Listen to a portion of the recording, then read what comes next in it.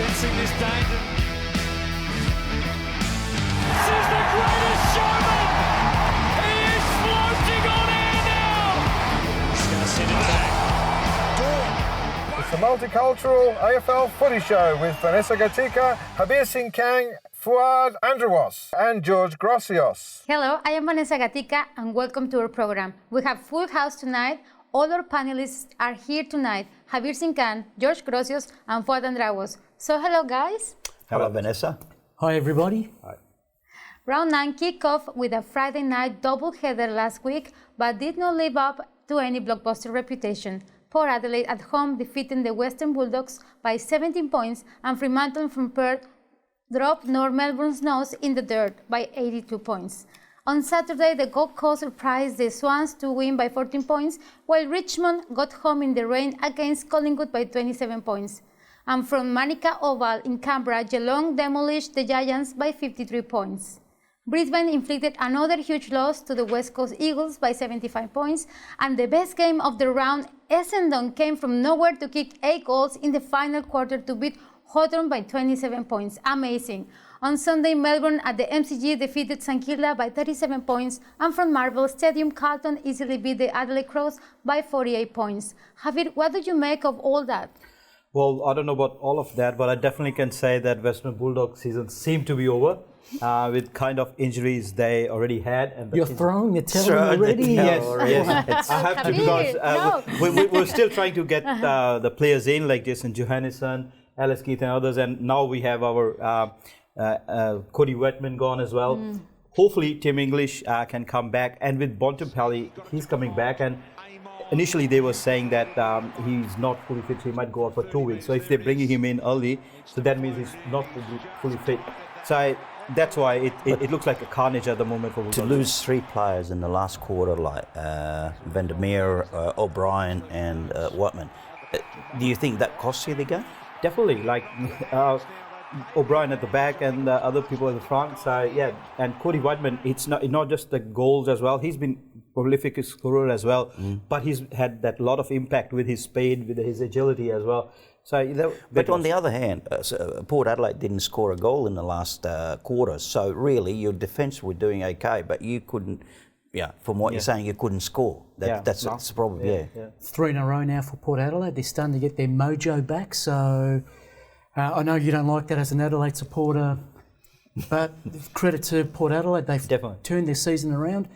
Hopefully they'll get some momentum. It's going to get better because Dixie's coming back again next week, so they're going to get a lot of players. And North Melbourne, there was nothing in that game anyway. We knew that Fremantle, that's what we were expecting. Nothing happened over there, I suppose. And 82 with like 82 points. That's pretty. So we're 2 to North Melbourne from here. I mean, they're going from bad to worse. You know, like I don't know what I've read somewhere is like they had 20. Their average age is like 22. Fremantle's 22 age, and then they are still they play less matches than North Melbourne. North Melbourne, their average age is 24, and they played more matches, and still they're nowhere. So it's not going well. But George, like a team scores 2 goals in 3 quarters, is that an AFL standard? No, it's not, and that's a problem they've had all season. But take nothing away from their opposition. They can only play and beat the team that's in front of them. Very professional performance by Freo. That's 6 wins in a row now. So they're building up to something very exciting for this season. Well, Gold Coast find a way to beat Sydney. Like last year they did that too, and it's pretty amazing. I don't know, they haven't been playing the 4 quarters, but this time they did. Even when the Sydney came back, they were still able to withstand that. And Rankin, what a game he had. He needed to actually step up, Izzy Rankin. He's been a little bit inconsistent this season. Last year he was starting to find his feet. But they have a very good record, Gold Coast, surprisingly. That's 3 wins out of 4 now against the Swans. 2 losses in a row for the Swans. They lost last week to the Brisbane Lions. We know Brisbane Lions are going to be a terrific side, so no disgrace, but it's almost the upset of the round. I thought last week Freo beating Geelong in Geelong was the upset of the season, but the performance by Gold Coast trumps that. Yeah, to beat Sydney in Sydney, that's a big upset, isn't it? And Franklin, to leave, keep Franklin to 1 goal, like that's unusual for Franklin, isn't it? Yeah, no, definitely. But Geelong, on the other hand, I was a bit surprised with the result too. I thought Giants will put up a very good show against Geelong. I never expected them to lose by 53 points because it's not the home territory for Geelong, but they just played into their hands. Geelong were able to play their game freely and score goals with they couldn't answer in any way, GWS Giants. They negated the midfield of GWS. Toby Green couldn't get a look in. They've relied on Toby Green for such a long time. We've seen the impact Toby Green's had in the 2 weeks that he's been back. You can't rely on the one player. The Cats, too strong all over the field. And it was interesting to see Scott, after the match, bring the players in, give them some sort of motivational talk. Hopefully for the Cats, this is a springboard to the rest of the season. But that came from nowhere because last week they demolished Adelaide and then all of a sudden they just come back with dismal performance, like 35 points, and that's just unbelievable to score 3 goals for 3 quarters. And credit to Geelong's defence and their midfield. Definitely, and looks like Richmond's getting their season back on track. That was a big win against Collingwood. Again, a game that we would have expected it to be a bit more closer, bit more fighting because of the rivalry and everything. But looks like Dustin Martin gave them that needed push. And I believe the way they congratulated him on his goal, it was like he scored his first goal of the AFL. So that you can tell that how much it means to the team. And also the fans were like, every time he got the ball, they were so much happy with that. So they know what he means to the team. But where's the consistency for Collingwood? Because I mean, they're not winning consecutive games all the time. So they're a young team. Yeah. They're immature physically. They're learning their craft, and it's going to take them some more seasons to actually build up that stamina and that endurance to be able to go in, week out. Take nothing away from Richmond. Absolutely. Having Dustin Martin come back, as you said, was a huge in for the Tigers. Sides above the Tigers will be looking on very nervously because Lynch got off the leash. He kicked 6 goals to follow his performance of 7 goals the week before. He can now roam up the field while Dustin Martin wreaks havoc up forward. Revolt as well. He can now take the 2nd or 3rd best defender. So when you've got those 3 players up forward, suddenly you're a much, much more potent forward line. And as I said, there will be some teams very, very nervous at the Tigers, slowly getting their best team back together. Great. Okay, thank you guys. And we'll be back after the break with more reviews on what is happening to the Eagles' meltdown, injuries, COVID, and now nightclub binging.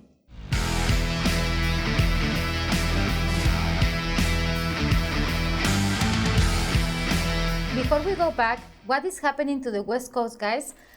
They have a depleted playlist, soft tissue injuries, COVID protocols, their footy team is dismantling, and now they have to contend with playing list rogues that binge and consume alcohol.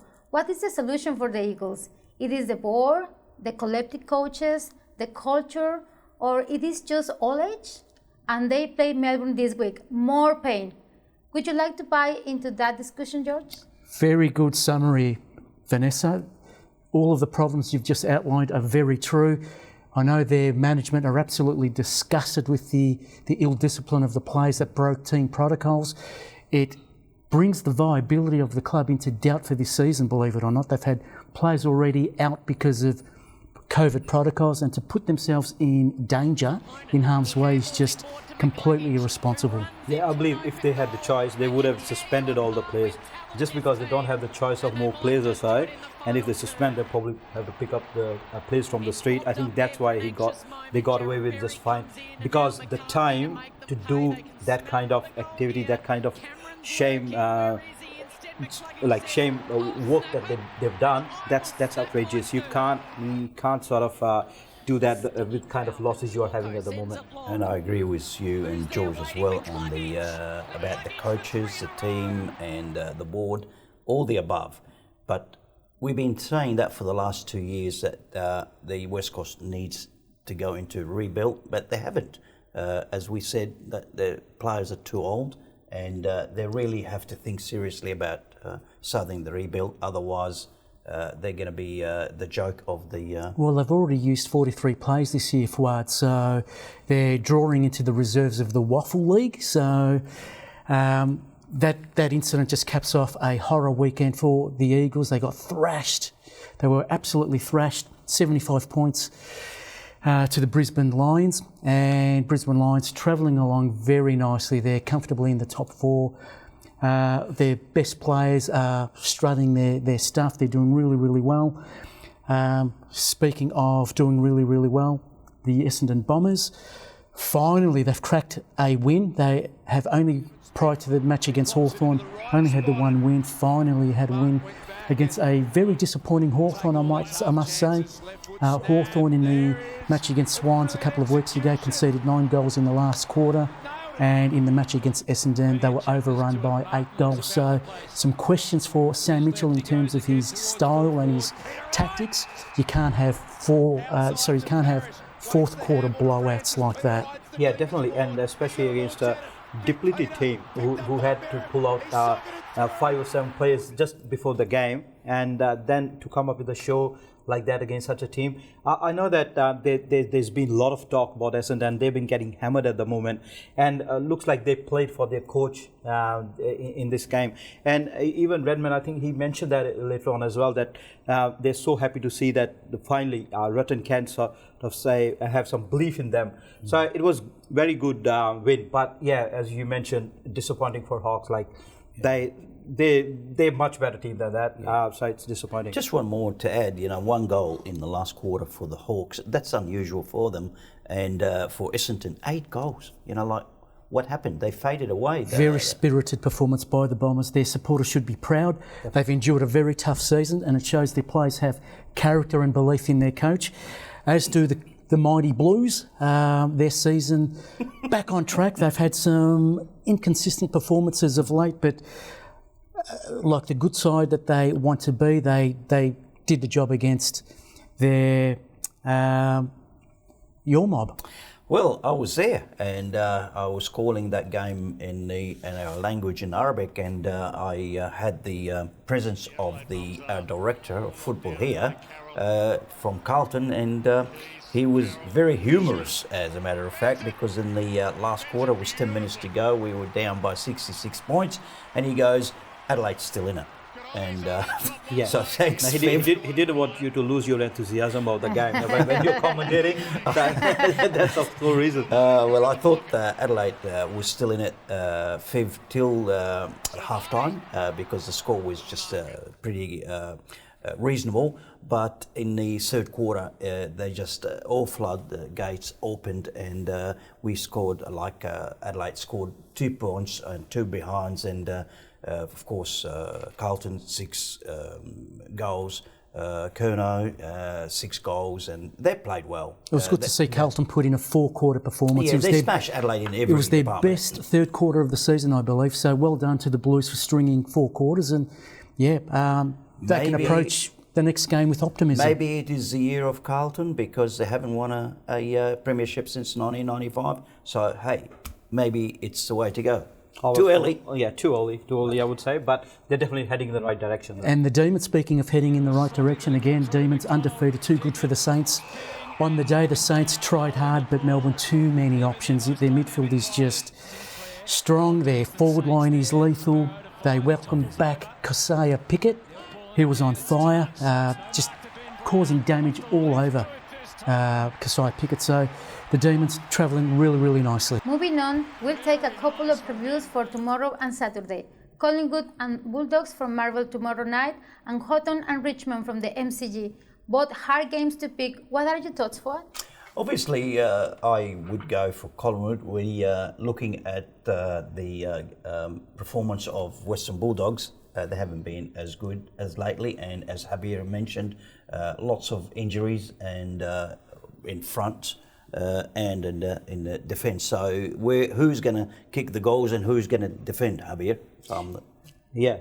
No, I agree. I think it had the potential to be a very good game, but I think there's way too many injuries at the moment. But then again, there's a game which we saw with Essendon. They had to pull up some plays and they performed well on that day. Unless something like that happened, I think it's Collingwood.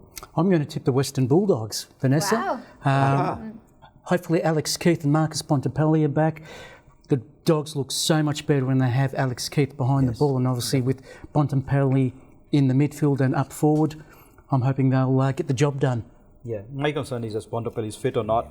And I believe the game, Richmond and Hawks. Hawks are on the downfall at the moment, and then Richmond's on the up.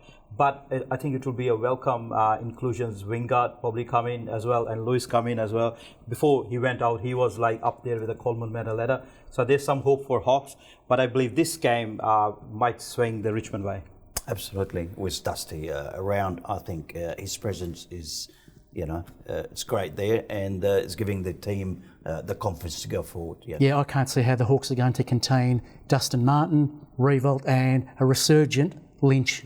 Thank you, guys. See you after the short break. Stay tuned.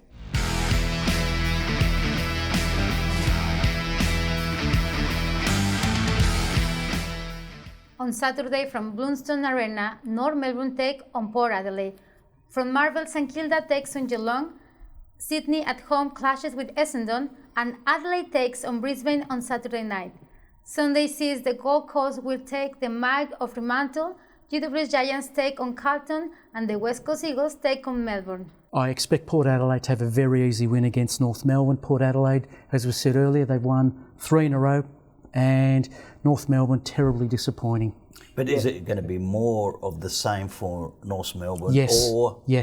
Or I Port expect Adelaide? to see another thrashing. Yeah, well, I believe this is probably the best chance North Melbourne to at least put up a big show, because it's in the arena that they're playing on. They do perform well on that. So Port Adelaide might have a little bit of competition from them, but I can't tip against And the Port Adelaide. And the Saints take on Geelong at Marvel Stadium. They need to arrest the slide, the Saints. If they lose this one, it's 3 in a row, and it puts their top 8 chances in serious doubt. The Cats, as we know, are travelling very well. Despite some injury concerns, the Cats, I think, will be too strong. Yeah, I agree. I think Cats would be too strong for them. Although I was a bit disappointed with the last result with both Ryder in there as well and Marshall as well. So I think St Kilda should have put a good fight. But this one, I think Geelong would be too strong, but I'm hoping a close one. I'm tipping St Kilda because they get a comeback. They've had a good season so far. It was a bit of hiccups, but St Kilda. What about you, Vanessa? For me, Geelong. And the Sydney Swans taking on Essendon. The Swans as well, looking to bounce back after 2 losses in a row. And the Bombers, we know what a great win they had last week against the Hawks. I think this game might be too difficult for the Bombers, who still have lots of players out injured. Yeah. Now, if they had the full cavalry, I would probably tip Essendon for that. They normally put up a good show against Sydney over there, but this time, with all the talk about coach and the players standing up, this time I don't see them winning against Sydney. I quite agree with you. I reckon Sydney is going to be the winner there, especially at home. And let's not get carried away for Essendon for just winning that game last week. But your Mob Four take on Brisbane, a very, very tough draw, a very tough match coming up. Well, that will be a percentage game for Brisbane, I guess, because Adelaide are not doing so well at the moment. And although it is in Adelaide, I just like to see. Yeah, but I think we're missing a point here. They're having a lot of players injured at the moment. Joe Daniher is not there. Max Day got injured. And Eric Hipwood, I'm not sure if they're going to put him straight in. The way things are going, they might. But so he might come back. That might bolster their forward chances. But otherwise, I believe Adelaide do have a chance. They can sniff a win over there. It's going to be a close one because of those. But I think Brisbane will still sort of come on top. I give Adelaide no chance. But another good game on paper. Gold Coast taking on Fremantle. Gold Coast improving. Good win last week. But Fremantle, how good are they this season? Too good. Good. They've surprised everyone with their performances. I tip, definitely Freo. What about you? Free, of course. Free. Yeah, and 5 probably come back too in this game, and then they are way too strong for any other team like Melbourne. So yeah, Fremantle. This will be another good test for Fremantle, trying to win another interstate game. I've said all along the good teams can win on the road, and Fremantle slowly but surely starting to build up a really, really good run of wins away from home. The GWS Giants taking on Carlton at home. It's hard to know how GWS will perform from one week to another. We know the Blues have had patchy form interstate lately. I'm going to tip GWS Giants, but only just. I reckon Carlton, because they just proved that when they have their A game, they can beat any team, and their front forwards, they were so amazing. So I'm tipping Carlton. Yeah, it looks like Toby Green's having too much of issues with dealing with umpires at the moment, I think. That's probably why he can't play his game at the moment. And GWS Giants are going down. So it's Carlton for me. I think they're flying really high. Yeah, I agree. And in the final game of the round, it's West Coast taking on Melbourne. This will be an absolute bloodbath. More of the same? Yeah. If Melbourne are switched on, and they have been most of the season, they'll win this by over 100 points. Yeah. Well, that means they've just lost so far in the last 2 games by about 200 points. Give them another 100 points. They will be the first team this year to lose 3 games with more than 300 points. Yeah, it's a record, isn't it? Yeah, it's a percentage booster for me. Melbourne, totally thrashing it. That's what I can say. I don't see them coming up. I mean, this clash has come at the worst possible time for the West Coast Eagles. They're churning through their player lists, so. It's going to be an absolute horror game for the Eagles, Vanessa. We don't need to ask you, Vanessa, who's going to win, eh? No, we know. We know. Exactly. Thank you, guys. And before I go to my tips, we would like to let you know that the NEMBC has a diversity match day broadcast in Spanish on the game San Kilda against Geelong on Saturday on the AFL. Este sábado, 14 de mayo, a partir de las 4:35 p.m., NEMBC presenta la retransmisión de la jornada 9 desde el estadio Marvel en español. El partido Geelong contra San Kilda. Yo, Vanessa Gatica, y mi compañero Máximo Pérez Torres estaremos comentando el partido para que nos escuchen. Así que escúchanos en la aplicación de la AFL dando clic en Listen Live y buscando el icono de NEMBC. Very well. This brings me to my tip selection this week, and this week I'm going to tip Western Bulldogs, Richmond, Port Adelaide, Geelong, Sydney Swans, Brisbane Lions, Fremantle, Carlton, and of course Melbourne. Well, that is all we have time for this week. You can also watch us in Adelaide on Channel 44 Friday 6:30 p.m, on Aurora Foxtel TV at 1 p.m. Saturday, and on the NEMBC AFL YouTube. You are listening to this podcast on the Community Radio Network, and the AFL Diversity News in 8 languages can be heard on select national multicultural radio stations. I am Vanessa Gatica, and from our panelists, Javier, George, and Fuad, good night, and we shall see you next week.